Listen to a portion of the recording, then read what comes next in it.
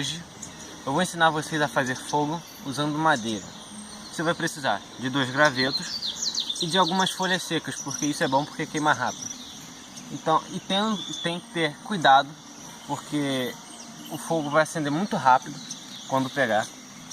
E para poder aperfeiçoar isso precisa de técnica, prática e anos praticando também.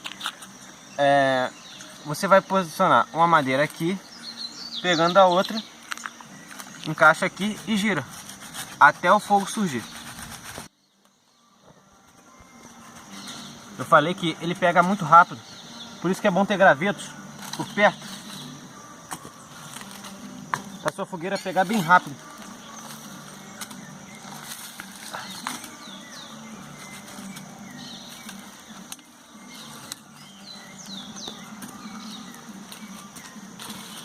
E cuidado com o abrigo, caso as folhas do seu abrigo já tenham secado, porque pode pegar fogo e a gente não vai querer isso, né?